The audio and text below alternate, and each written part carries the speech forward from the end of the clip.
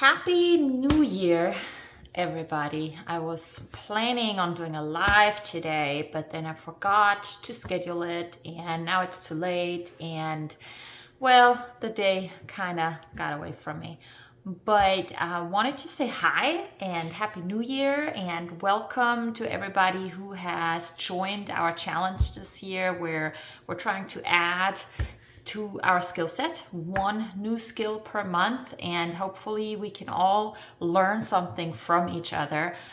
I sent out some workbooks and some links to everybody, so hopefully everybody was able to receive it and download their workbooks, and hopefully those are helpful for everybody. But the plan is to learn something new every month from each other and share recipes, share ideas, share what we've learned along the way. Some of us have different skill sets than others. Some of us are beginners. Some of us are a little bit more advanced in their journey when it comes to these skills that we're looking to build on this year. Frog in my throat. And so the goal is to share as much as possible. So I'm thinking we could maybe do a live video every week to kind of chat and figure out where we are in our journey, share recipes, share ideas. And the plan is to record these videos as well so that we can upload them and share them with the folks that are not local and can potentially come to the meetups and the workshops that we're going to be able to do here locally. So the goal is to include as many people as possible to get as many skills and as many ideas as possible. So it's not too late to join in. So if you didn't join in January, you can join throughout the year, and we're going to be sharing all this valuable information along the way. So I'm excited to learn alongside with you. I'm definitely not somebody who knows it all. So I'm looking forward to learn from you guys as well. And maybe I can teach a little bit and share what I've learned along the way. So in January, we are focusing on food and cooking from scratch. And to me, what cooking from scratch means is we use as much as possible whole foods. So we're trying to stay away from processed foods and try to work with real ingredients as much as possible. So real meat and real vegetables, and you can probably substitute some with frozen vegetables and things like that. But for us, for our family, I try to cook with fresh ingredients as much as possible. When I can include fresh harvest from the garden, then that's what I focus on. So I focus on seasonal where it's available. And otherwise, if I don't have seasonal vegetables available fresh from the garden, then I buy produce either from the farmers market, or we have some farmers stands here locally every now and then selling on the roadside, or I'll go to the grocery store. So I definitely do not grow everything that we eat as a family as much as I would love to. So the goal is to use whole foods, whole ingredients, fresh ingredients as much as possible, and share some recipes along the way. So if we can if we can share with each other and share new recipes, then I think we can learn a lot from each other. For us as a family, I've been preserving our garden harvest as well.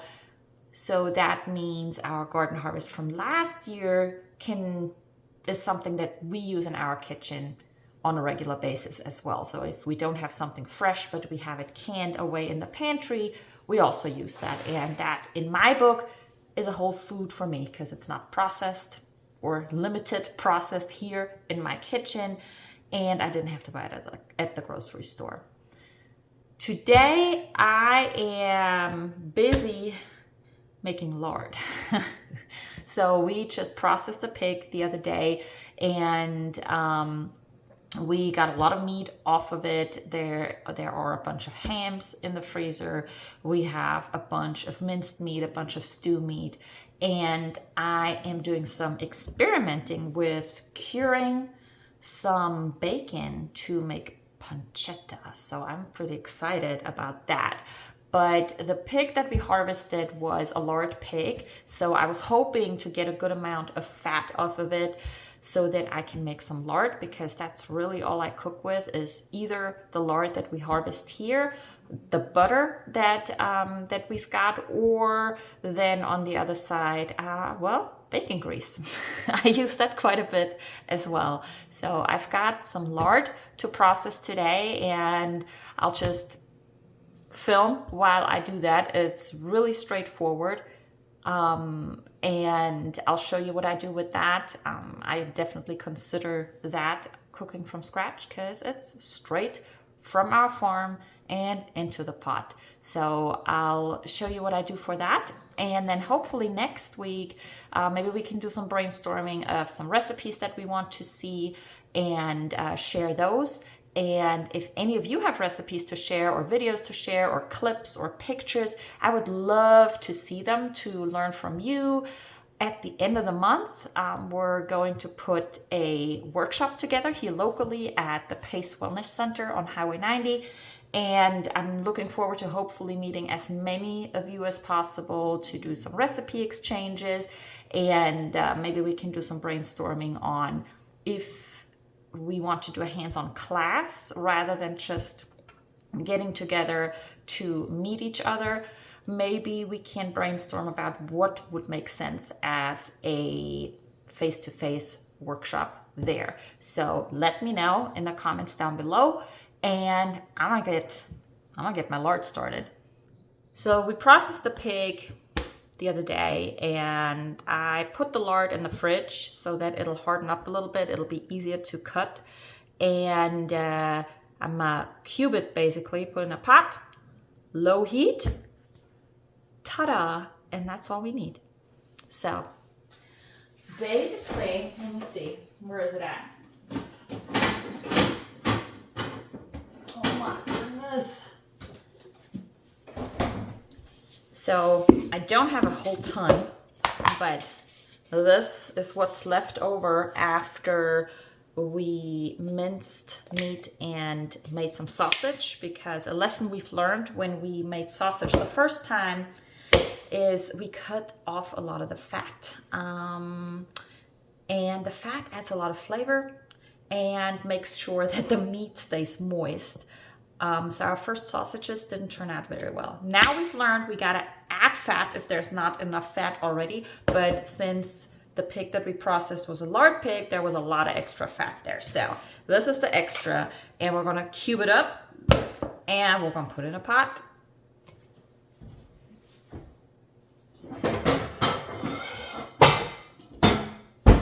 And that's all we need. Ain't that pretty? So, look at that thing. It sharpens when I pull it out. Isn't that nice? So that's it. So when you're seeing this, so there's some meat on it. When we are processing the lard in the pot, that's basically going to turn into crackling, whereas the rest is going to be clarified fat.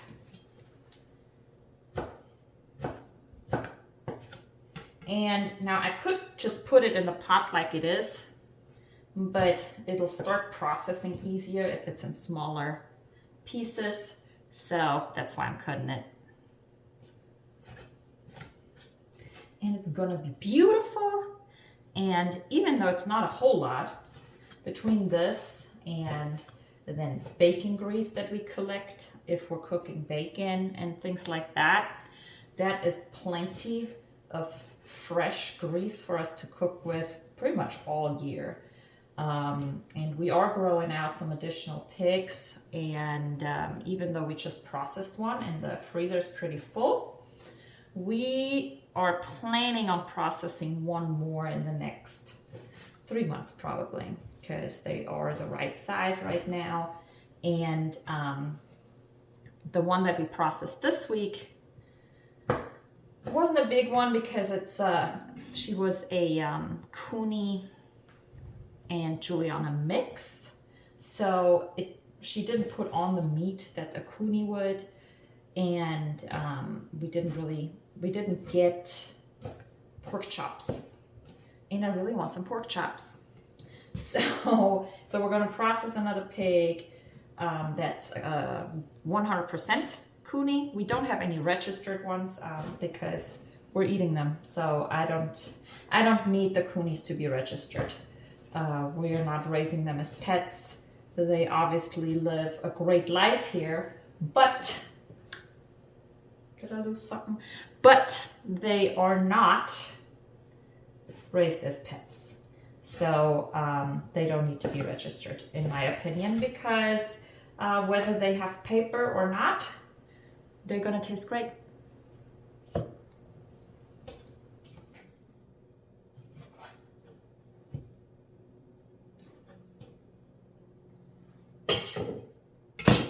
All right, that's it.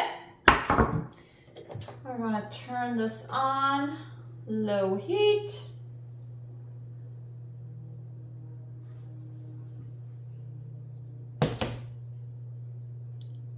And now we let it melt.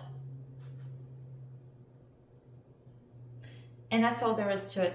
Pretty straightforward. So this is how much we've got right now. And as it warms up and it starts melting, it will turn into an oil basically. And then when we process it and pressure can it, it's shelf stable forever. However, we go through this pretty quickly, so I don't think I'm gonna have to pressure can it. I'm gonna see how much I have, so I'll probably just stick it in the fridge, to be honest.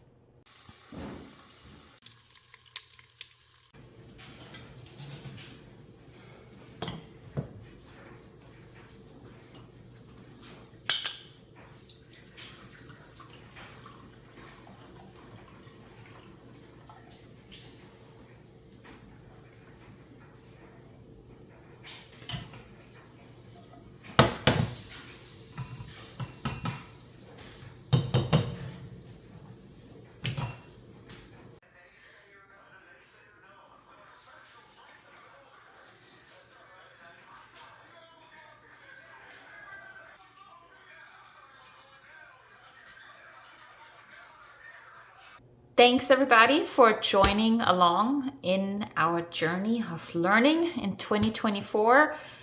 The goal is that by the end of the year, we have learned a lot of new skills, and maybe we've done enough and we've learned enough to be able to put a Christmas basket together for our friends. So I'm hoping that you will enjoy the challenge as much as I know I will. And I'm really looking forward to learning with you and learning from you, and looking forward to meeting some of you soon.